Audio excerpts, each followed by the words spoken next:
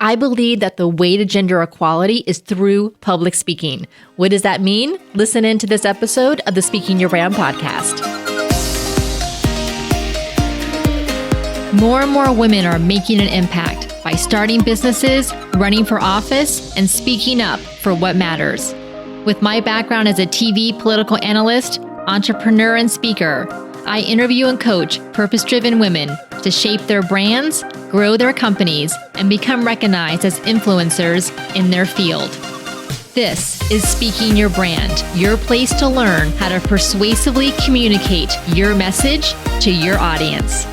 Hi there, and welcome to the Speaking Your Brand podcast. I'm your host, Carol Cox. This month, the month of March, is Women's History Month. And today, March 8th, the day that this episode airs, is International Women's Day. The theme is Break the Bias for International Women's Day this year. And on their website, they explain that celebrating women's achievements and increasing visibility is key, while also calling out inequality. And I'm glad that they balanced both things. I think a lot of times when we're looking at Women's History Month or International Women's Day, we tend to focus on empowering women, celebrating women, lifting women up, and I am 100% all for that. But we also have to recognize the systems and the structures that are perpetuating inequality.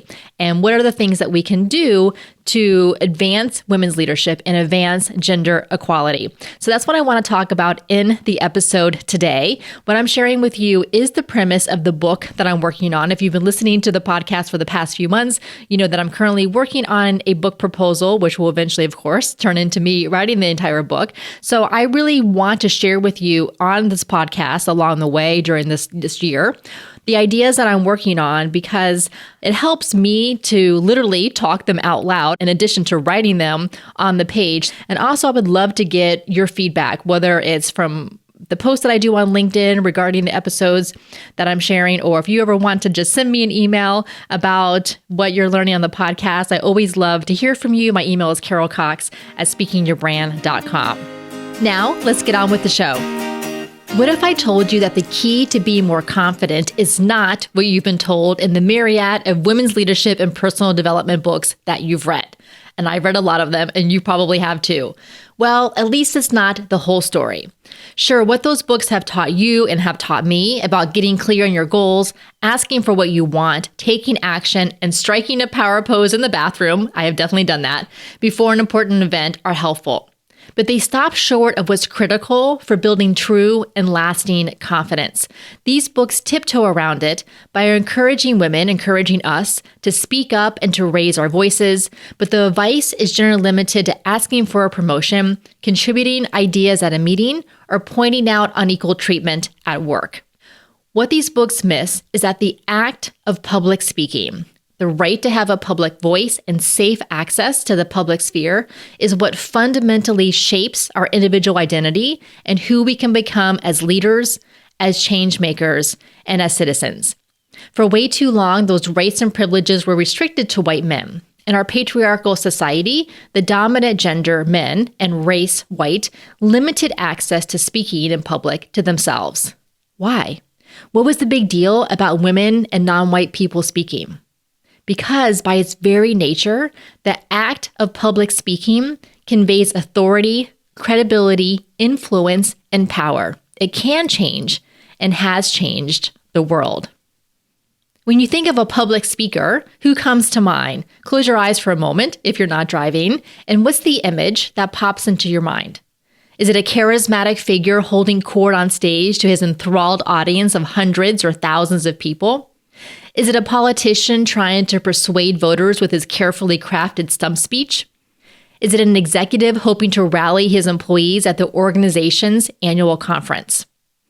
What do all of these examples have in common? First, for many of us, the person who comes to mind is a man, for that's who we're used to seeing in those positions. And you notice I deliberately use the pronoun his when I was describing those various options. Second, those examples are what I call the old traditional way of public speaking. Hierarchical, one way, and ego-based speeches that are all about the speaker having the answers with the audience there to passively receive.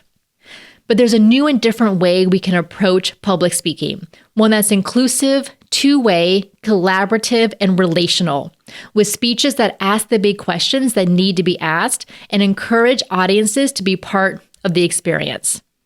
I am sure you've heard the saying that most people would rather die than give a speech. Now, of course, I'm not one of those people because I enjoy public speaking. And if you're listening to this podcast, you probably enjoy it or at least have an interest in public speaking. But I've always wondered, why is it that people have such a fear of public speaking? And it may be that this old traditional way of public speaking, very one way, very ego-based, literally the spotlight is just on you as a speaker, may just be off-putting to a lot of people.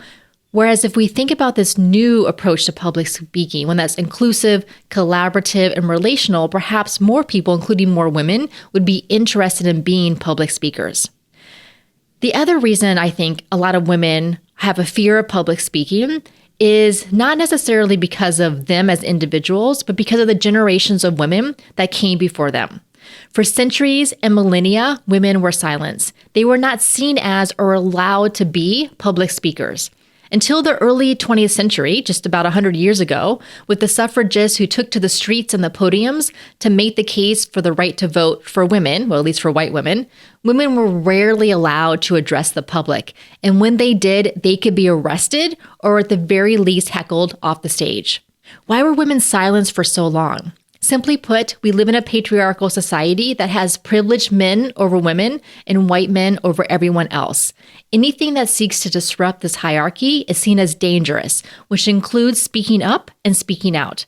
Because women are not who the patriarchal system was built by and built to benefit, and this is even doubly so for Black women and women of color, as women, we can see the gaps. We can see the cracks, like the code in the matrix that's revealed to those who recognize we're living in a constructed system. In fact, this patriarchal system was constructed specifically to diminish, devalue, and exclude women. The default voice became that of a man, and a woman's default voice became silence. Women have been taught to discount and dismiss their experiences, their stories, and their voices. Remember the mythical story of the sirens who would sing songs to lure sailors as they went by? In Homer's Odyssey, Odysseus famously ties himself to the boat mast and instructs his boatmen to close their eyes as they pass the sirens so that they too don't get lured by the song of the sirens and meet their demise. Why were women's voices portrayed as destructive? Not because men were impervious to desire, that's on them, but because when women speak up and are heard, they can disrupt the social and political order. That's the power that women have to challenge and change the status quo. I believe that it's through seeing and hearing more women as public speakers and more women having safe access to the public sphere that we advance women in leadership and gender equality. What's at stake is fundamental to who women are as individuals, equal rights and equal citizenship. As more and more legislative bodies around the U.S. and the world seek to limit women's rights, which has been the inevitable backlash to women gaining more rights and having a public presence and a public voice in the past few decades, now more than ever, we need to stand up, speak up, and claim our place on stages, in the media, and at executive leadership tables. As more women are starting businesses, running for office, getting promoted into the C-suite, and speaking up for what matters, they're facing the backlash that comes from challenging the status quo and reaching for positions of power. This backlash seeks to silence women, whether it's chants of lock her up or death threats for the women who were at the center of Gamergate. This attempt at silencing, whether it's actually achieved or not, impacts other women, impacts us who see this and decide they're better off, we're better off, staying quiet. The result? Fewer women with the public voice and public presence, and more outspoken male voices that beget even more male voices, and a vicious feedback loop of popularity that keeps the top charts of books, podcasts, keynote stages, and news shows dominated by men. I like to say that the solution is as easy as doing that power pose, thinking positive thoughts, and then telling it like it is. But it's not. As much as I like to think of myself as an empowered woman, I falter at times to stand up, speak up, and claim my own place. I see now what I was missing at those times and what as women we need to do both individually and together to make this possible.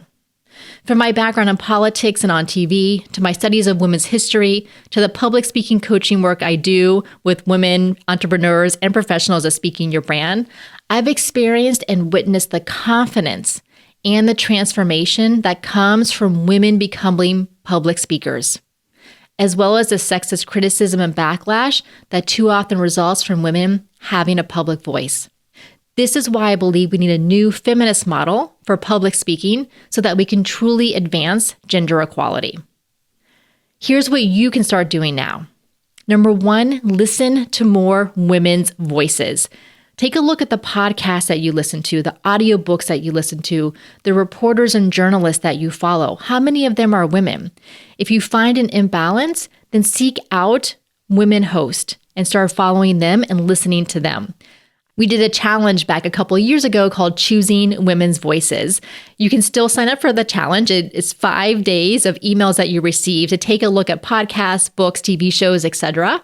You can sign up for the challenge by going to speakingyourbrand.com/challenge. Again, that's speakingyourbrand.com/challenge. So that's number 1. Listen to more women's voices. Literally the voices that we hear in our heads affects how we see who has authority, who has influence, who has power. Number 2, pitch yourself for speaking and media opportunities, even when it feels scary, especially when it feels scary.